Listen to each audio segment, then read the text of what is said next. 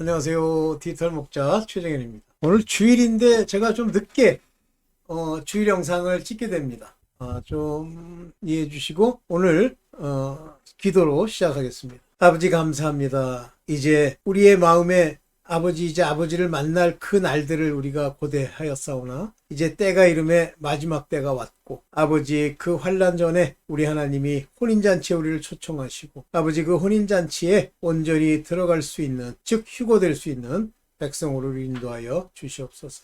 이 모든 것이 주의 뜻 가운데 있고 우리로 아버지 잃은 양이면 돌아가는 같은 놀라운 역사가 일어나도록 허락하여 주시옵소서.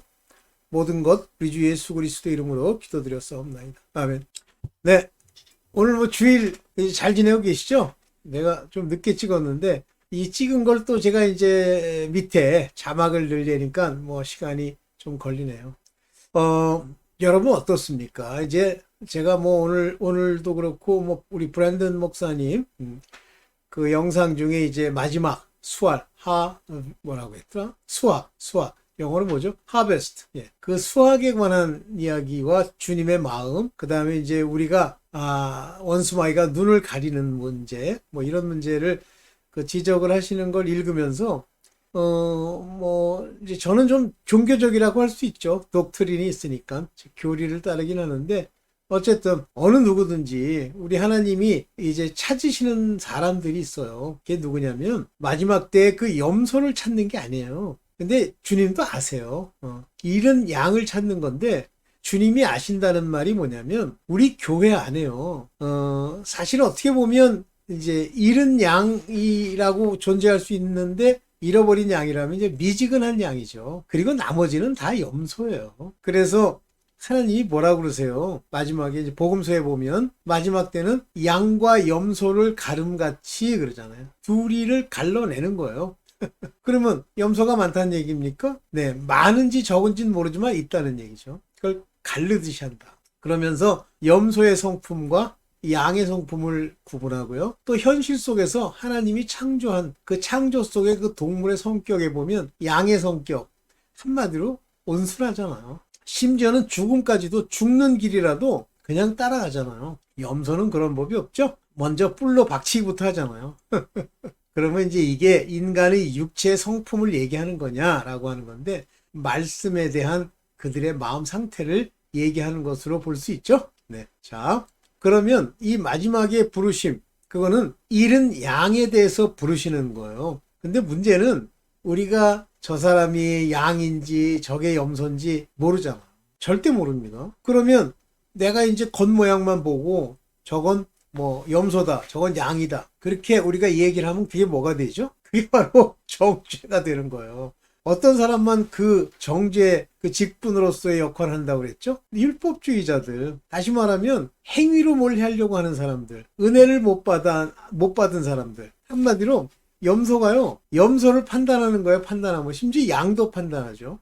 그래서 우리로는 알 수 없다. 그렇다면 모든 사람이 양이라고 생각하고 좀 문제가 있으면 길 잃은 양이고 문제가 없다 그러면 하나님께 갈 양으로 알고 그 양들에게 우리 주 예수 그리스도의 마지막 부르심을 이제 전도해 봅시다. 마지막 제일 먼저 중요한 건 나부터 내가 주님의 휴거 양으로서 길 잃은 양으로서 가는 거죠.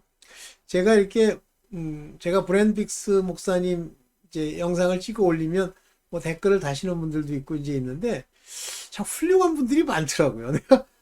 내가 근데 왜 옛날에는 제가 교회에 가면 그 교회에 있는 사람들이 뭐 저를 못마땅하게 생각할런지 어떨런지 모르겠지만 이렇게 마음에 드는 사람이 별로 없어요. 그러니까 마음에 든다는 게 뭐 내가 개인적으로 제 나이에 그 뭐 제가 가지고 있는 이제 여러 가지 성품상 성품 구조상 뭐 거기서 뭐 사람을 뭐 바라보고 사람을 그게 아니잖아요. 근데 만만치가 않아요. 없어요. 인간적으로 보면요. 배웠다는 사람들이요. 그럴듯한 사람이 많아요. 인품도 그렇고. 근데 결정적인 순간에 이제 그 모습들이 나타나는데 그거는 내가 관여할 바가 아니고요. 주님이 이제 알아서 하실 부분이죠. 오케이.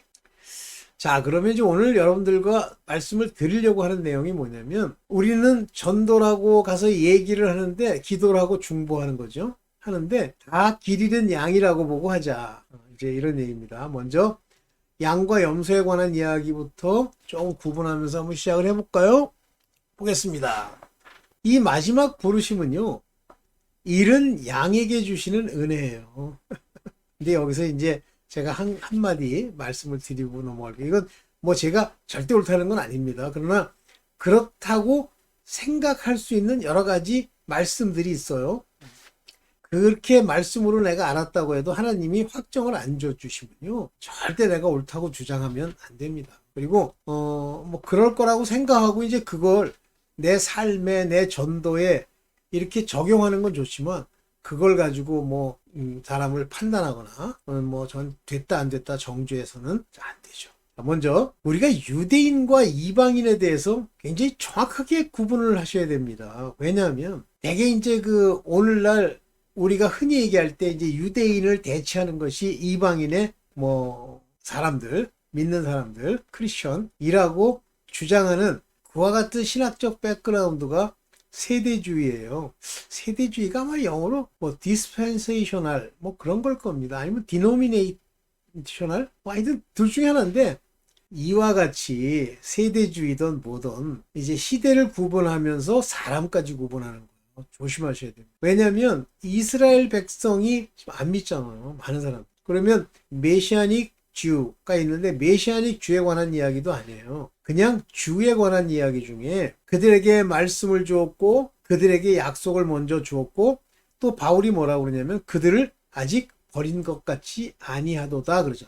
그러면 마지막 때에 이제 우리가 가끔 그 성경에 보면 뭐가 나오냐면 요한계시록에 아들을 어떤 여자가 낳았어요. 근데 그런 철장으로 만국을 다스릴 사람이다. 즉 예수 그리스도시죠. 그리고 예수 그리스도에 붙어있는 나무 가지들, 열매 맺는 가지를 포함해서 그것을 하나님의 아들, 하나님의 예수 그리스도로 예표가 되는 거예요. 이제. 자, 그런데 그 아들을 낳은 여자가 나옵니다. 사실은 여자는 오늘날 우리를 얘기하기도 하고 여러 가지 의미로 쓰이는데, 그 중에 한 가지가 율법에 묶인 자들, 그들이 여자예요. 남자는 율법에서 벗어나 예수 그리스도를 주로 모시는 그런 사람들을 남자라고 표현합니다. 그래서 남자는 머리를 길게 하거나 머리에 수건을 쓰면 안 되고 여자는 써야 된다. 왜냐하면 여자의 위는 남자고 남자의 위는 예수 그리스도시고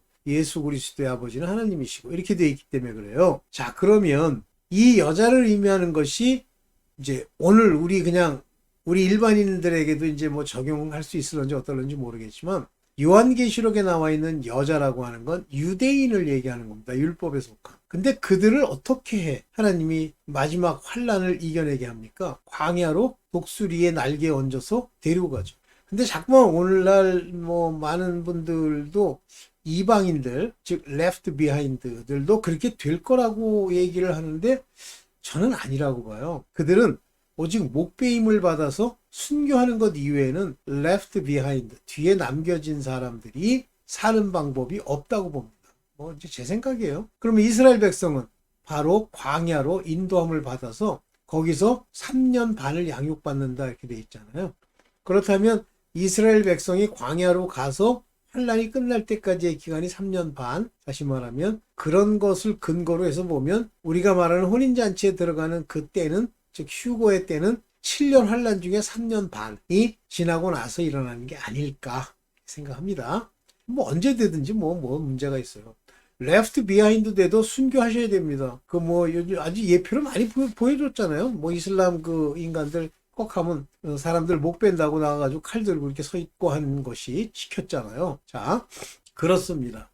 자, 그래서 이제 뭐 그거는 이제 다른 걸로 미리 좀 얘기를 해두고, 마지막 부르심은 잃은 양에게 주시는 은혜다 그러는데, 저 잃은 양이라고 하는 저 표현이 뭔가요? 뭐라고 돼 있죠, 성경에? 우리는 다 양 같아서 각기 제 길로 갔다고 그러잖아요. 자기가 옳다고 생각하는 길로 갔는데 본성은 양이에요. 그들의 본질적인 태생이 양이란 말이에요. 부르심을 받아서 생명책에 기록됐었던 사람들이란 말이죠. 그들이 길을 잃고 헤매는 거야. 이해되시죠? 그게 잃은 양이에요. 그래서 그 잃은 양을 찾기 위해서 뭐 드라크마의 비유, 뭐 10드라크마 중에 하나를 잊어먹어서 또는 잃은 양을 99마리를 놔두고 잃은 양 하나를 찾으시는 주님, 이 얘기예요. 그래서 이제 마지막 이 세상에 잃은 양이 많다는 얘기일까요? 많다는 얘기예요. 지금 자기 자신이 뭐 잃은 양이 아니라고 생각하시면 이제 그냥 뭐 각기 제 길로 가다가 결국 죽으면 되는데, 아니, 자기가 잃은 양이라고 생각하면 이 마지막 부르심에 돌아옵시다. 어떻게 돌아온다 그랬죠? 그냥 꼬꾸라지세요. 자기 가진 것이 어떤 것도 쓸 게 없다. 생각도, 자기가 믿던 종교적 독트린도, 또 자기의 뭐 지금까지 지켜오던 것도 아무것도 나를 구원하고 나를 쓸만한 게 없다. 이거를 자각하고 아버지께 그 마음을 확고하게 해달라고 기도하세요. 그게 이제 구하는, 저는 기도라는 게 구하는 기도라고 누가복음에 나오는 찾고 두드리고, 이게 난 기도하는 거라고 봐요. 내가 찾는다고 뭐 어디 가서 찾을 겁니까? 중도에 가서 찾을 거예요? 기도하는 거죠. 자기를 낮추고. 그래서 잃은 양은 하나님의 마지막 부르심에 응답하기 위해서는 자기를 부인하고 버리고 그냥 꼬꾸라집시다. 자, 그러면 내가 이제 자기 자신이, 우리 자기 자신만 따집시다. 남이야 뭐. 잃은 양인지 염소인지 어떻게 합니까? 염소라는 건 자기가 금방 알아요. 근데 그 사람들은 이제 염소라고 생각하지 않지. 정상이라고 생각하지. 말씀 안 듣습니다. 제가 우리 집안에서도요, 참 별 방법을 다 써서 얘기를 해도요, 한두 번이 아니고 뭐 실제 본격적으로 전하는 건 한두 번만 전합니다만, 이제 어떤 친족의 관계상 오랫동안 이렇게 만나게 됐잖아요. 30년이고. 그런데 안 되더라. 그런데 여전히 그걸 전도하겠다고 간다, 안 갑니다. 저는 좀 우리 본가도 그렇고 처가도 그렇고, 저 본가는 이제 뭐 여러 가지 상황 때문에 가는데, 우리 처가 같은 경우는 아예 안 가요. 가봐야 맨날 이 세속적인 이야기, 세속적 고리 이런 걸 연결해갖고 자꾸만 끌어당기는 거예요. 그래서 안 가죠. 욕 많이 먹습니다, 제가. 내 원수가 집안 식구예요. 아, 욕 많이 먹어요, 전. 오케이. 자, 그런데 자기가 염소인지 양인지를 만약에 객관적으로 놓고 판단한다 그러면 그들은 서슴없이 난 염소야 이렇게 얘기할 거예요. 왜냐면 그들에겐 중요한 단어가 아니기 때문에. 근데 여러분 자신은 내가 염소인지 양인지 그런 종류가 아니라면 양인가요? 성경과 주님의 음성 말씀이 들려야 됩니다. 즉 그 예 중에 눈이 밝으면 이렇게 나오죠. 온몸이 밝을 거다. 그때 눈이 밝으면 온몸이 밝을 거다. 그러니까 진짜 뭐 눈이라고 하는 이 육체적인 눈이 맹인이 아니고 이렇게 눈이 떠 있으면 밝을 거다. 그게 아니에요. 눈이 밝다는 얘기는 마음, 즉 말씀을 읽고 그 말씀이 내 안에 꽂히는 그런 것으로 그 마음이 밝아졌다. 말씀이 들어와서 알아들었다. 그럽니다. 하나님 말씀 이렇게 얘기를 하면 맨날 한다는 베개 하나 알아듣고 싶어도 뭐 이해가 안 가. 뭐 그렇다는 뜻이야. 이거는 빠이빠이. 그거는 하나님과 관계가 없고. 그 다음에 양은요, 자기가 이제 양인데 양으로서 좀 문제가 있느냐라고 생각할 때, 이게 저 같은 경우인데, 제가 저를 돌이켜 보면 내 주장이 많은 사람 중에 하나였어요. 굉장히 많았습니다. 그런데 딱 하나님의 말씀이 던져지고 둘의 경중을 비교하고 무엇을 잡을 거냐 할 때는 하나님의 말씀을 잡죠. 그래도 내 욕심이 있어요. 내가 이제 그것이 하나님의 뜻과 관련이 있을지 없을지 어떤 행동의 지침을 삼기 위해서 하나 배웠던 게 뭐냐면, 오늘날 우리에겐 우림과 둠빔이 없잖아요. 그러니까 그걸 뽑을 수는 없고, 어떡하죠? 우림과 둠빔이 없으니까 표를 뽑죠. 그래서 제비를 뽑아 이런 얘기가 많이 나오잖아요. 근데 이게 제비를 뽑을 때요, 아주 본질적으로 하나님의 뜻을 따르겠다라고 하는 확고한 자기 마음이 정해져 있으면 그 뽑는 결과가 의미가 있을 겁니다. 근데 대다수는요, 제가 이제 그 방법을 한번 써보니까 어떻게 하냐면, 되게 웃기는 놈이에요. 자, 어떻게 하냐면, 이제 제가 어떤 일을 뭐 거길 갈까 말까 이제 고민을 해. 근데 이제 뽑습니다. 근데 이미 우리 마음 안에는 어디로 갈지를 정하고 그걸 뽑습니다. 그래 놓고 그 뽑은 걸 가지고 확증을 하려는 거지, 반대로 나왔어. 만약에 가지 말아라고 나왔어. 그러면 안 가야 되잖아요. 한 번 더 뽑. 그러면 틀린 거예요. 그러니까 그런 짓 하지 말아. 내 마음을 들여다봐야 된다. 그래서 양은 저는 이제 성품상 양의 성품이 아니기 때문에, 근데 하나님이 고난과 연단 이런 시험을 통해서 저의 속 안에 있는 그러한 그 악한 마음을 다 이제 그 양의 성품으로 많이 바꿔 주셨어요.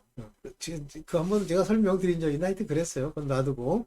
그래서 양과 염소는 원래 태생적으로 태어날 때의 문제지, 그것이 나중에 양이 염소되고 염소가 양 된다. 이건 불가능해요. 근데 어떤 장로라는 사람이 미국에서 많이 깨달았다고 그 얘기를 하는 거예요. 예수님이 뭐라 그러시냐면, 내 우리, 현재 우리 말고 내겐 또 다른 양이 있어.